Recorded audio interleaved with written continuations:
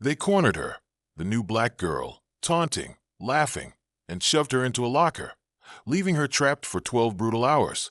What they didn't know, she wasn't just some helpless victim. Beneath her calm smile was a karate black belt. And when that door finally swung open, karma hit hard. What happens next? Let's start the story. It was her first day at Ridgeway High when Aaliyah Carter walked through the halls, a quiet strength radiating from her every step. New to town, new to school, but not new to the ways of the world. She'd seen her fair share of side eyes, whispers, and judgment. Her skin, her braids, and her confidence seemed to trigger some unwelcome attention as she navigated the maze of unfamiliar lockers and classrooms. It didn't take long for a group of notorious bullies to clock her presence. Chad, the ringleader with a mean streak wider than his biceps. Brittany, whose venom dripped behind her fake smiles. And Max, the lanky follower who laughed too loud at everything cruel. They had a reputation. Pick the weak, the quiet, the new. As Aaliyah stopped by her locker, fumbling with the unfamiliar combination, the trio closed in. "Hey, newbie," Chad sneered, leaning against the locker beside hers. "Lost or just slow?" Aaliyah turned, offering a neutral glance, choosing peace over confrontation. "Just getting to class." Brittany giggled. "Oh, she talks." Max chimed in. "Wonder how loud she talks from inside a locker." Before she could react, Chad shoved her hard. Aaliyah stumbled, her back hitting the open locker door. Max and Brittany grabbed her arms, forcing her inside. She twisted, instinctively bracing, but paused, calculating, observing. "See how the new girl likes Ridgeway hospitality." Chad smirked as he slammed the locker door shut and yanked the lock. The metallic clang echoed as laughter faded down the hall. Aaliyah sat there, the cramped, dark space barely giving her room to move.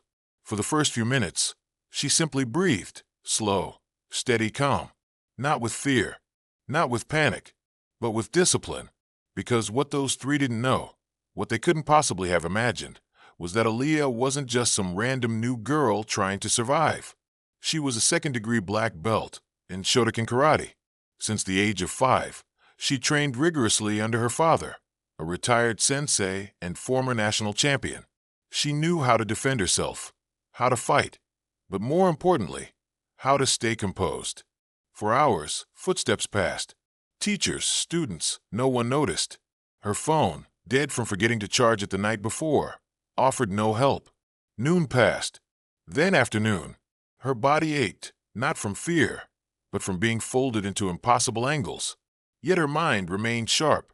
At exactly 7:02 p.m., long after the school had emptied, long after the bullies figured they'd had their fun and gone home to congratulate themselves, Aaliyah decided she was done waiting. She shifted her weight, raising one knee carefully. Years of kata practice made her aware of every ounce of pressure, every movement of her body in confined space. She pressed her foot against the back of the locker, braced her hands against the door, drew a long breath, and with a sharp, controlled kahap, thrust forward with everything she had. The locker door buckled. Metal groaned. Hinges snapped. The door flung open, crashing onto the floor with a deafening bang. Aaliyah stepped out, cracked her neck, stretched her limbs, and exhaled. Her eyes burned, not with tears, but with focus. She wasn't angry. She was purposeful. The next morning at school, Chad, Brittany, and Max strutted in like nothing had happened. Chad high-fived his friends. "Bet locker girl transferred already." He chuckled. Brittany sneered. "She'll be crying to her mama for weeks." As they turned the hallway corner, the air shifted. Aaliyah stood there, leaning casually against the same locker they'd shoved her in. Calm, smiling, waiting. Chad's smirk faltered. "What the? How, miss me?" Aaliyah asked, voice cool like steel. Max blinked. "But we locked you." "Yeah, about that." Aaliyah stepped forward. "Let's have a chat." Chad lunged, muscle memory driven by years of no one ever standing up to him. But Aaliyah sidestepped so fluidly that it was like watching water flow around stone. She grabbed his wrist, pivoted her body, and flipped him hard over her hip. Chad hit the floor with a loud thud, air whooshing from his lungs. Max yelped and rushed in.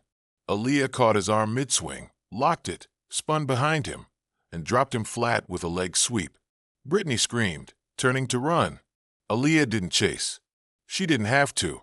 The crowd gathering in the hallway had captured every second on their phones. Stunned gasps, laughter, then full-on cheers. "This is better than Netflix," someone shouted.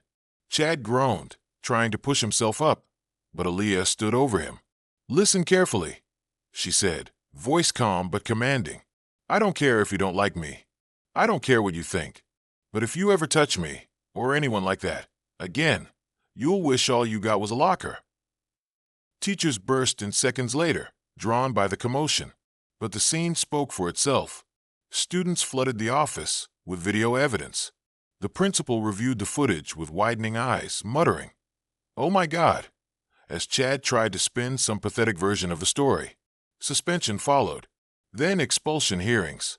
Parents were called. The story spread like wildfire. Headlines read, "New girl locked in school locker for 12 hours, then teaches bullies a lesson in karate."